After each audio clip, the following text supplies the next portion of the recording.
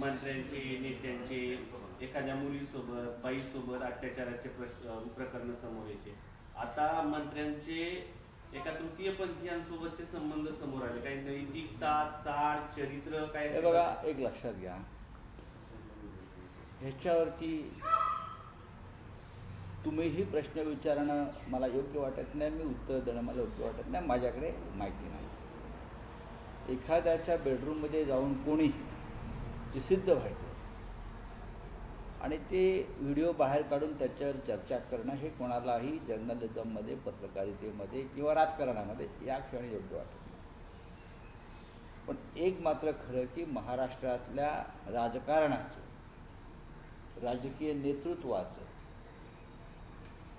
अध्यात्माचं, हिंदुत्वाचं एक प्रकारे अधपतन गेल्या काही वर्षांमध्ये विशेषतः भारतीय जनता पक्षाची राज्याभिषेकातून झालेला आहे. कोणावर आणि किती वेळा बोलणार? राज्याचे मुख्यमंत्री, ज्यांचा विषय असे काही विषय आले त्या पक्षाचे नेते, त्याने याच्यावरती आधी बोलावं. ज्यांच्याविषयी आपण बोलताय त्या व्यक्तीने बोलावं, मग त्याच्यावरती आम्ही बोलू. आता बोलणं योग्य आहे. खासदारांची जी बैठक झाली याच्यामध्ये प्रियंका चतुर्वेदींचं विशेष प्रेम तुमच्यावरती होतं. शरद पवारांना आमचा पाठिंबा असं तुम्ही वक्तव्य केलं आणि मी याच्याबद्दल प्रोटेस्ट व्यक्त करते असं त्यांनी उद्धव ठाकरे यांच्या समोर सांगितलं. आणि उद्धव ठाकरे यांनी सांगितलं की अशा पद्धतीचे वक्तव्य होत असेल निर्णय मीच घेईन. प्रियंका चतुर्वेदी तुमच्यावरती इतका. मला माहीत नाही, बघा मी त्या बैठकीला नव्हतो आणि असं काही अजिबात घडलेलं नाही. असं जे काय घडलं असं कोणी तुम्हाला म्हणत असेल ते चुकीचं आहे. मी या पक्षाच्या स्थापनेपासूनचा सदस्य, एवढंच सांगतो. मी माननीय बाळासाहेब ठाकरे यांनी स्थापन केलेल्या पक्षाचा माझा जन्मापासून मी सदस्य आहे. बाळासाहेब ठाकरेंनी स्वतः बाळासाहेब ठाकरेंनी ज्यांना नेते म्हणून नियुक्त केलं त्यातला मी एक आहे.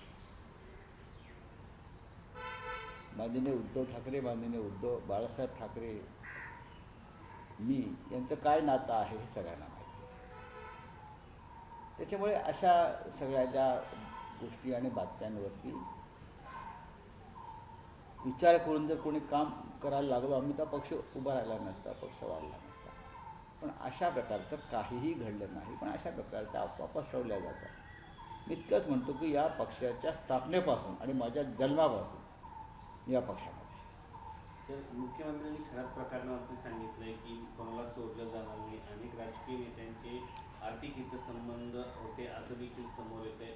वेगवेगळ्या माहिती मुख्यमंत्री किंवा पोलीस खातं यांना आता शांतपणे काम करतं. रोज या विषयावरती चर्चा करून इतर महत्त्वाचे विषय महाराष्ट्रातले आणि देशातले त्याच्यावर पाणी टाकण्याचे उद्योग आता करू नये. तपास चाललेला आहे.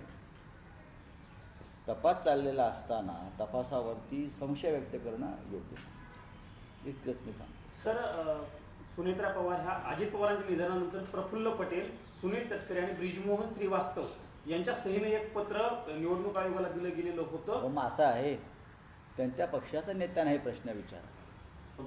सुनेत्रा पवारांनी निवडणूक आयोगाला पत्र लिहून कशा करता बोलू? त्यांच्या पक्षाच्या पक्ष ताब्यात घेण्याचा प्रयत्न असं आहे की त्याच्यावरती त्यांच्या पक्षाचे लोक बोलतील ना. शिवसेना कशा करता बोलू? सर, काल सर्वपक्षीय बैठक झाली. बैठकीमध्ये वेगवेगळे मुद्दे मांडण्यात. बघा, त्या बैठकीला जर प्रधानमंत्री मोदी उपस्थित नसतील तर त्या बैठकीला काही अर्थ नाही.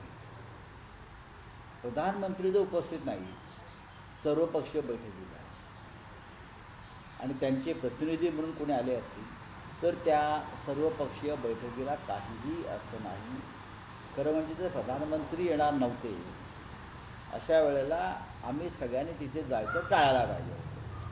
ठीक आहे, चलिए. सर, हिंदी में जानना चाहेंगे कि प्रधानमंत्री नहीं थे बैठक में, लेकिन सर्वपक्षीय बैठक. अगर प्रधानमंत्री सर्वदलीय बैठक में नहीं है तो उस बैठक का कोई अर्थ या कोई महत्व नहीं रहता है. अगर आपने ऑल पार्टी मीटिंग बुलाई है और प्रधानमंत्री खुद वहाँ उपस्थित नहीं है तो बैठक बुलाने का कोई मतलब ही नहीं है.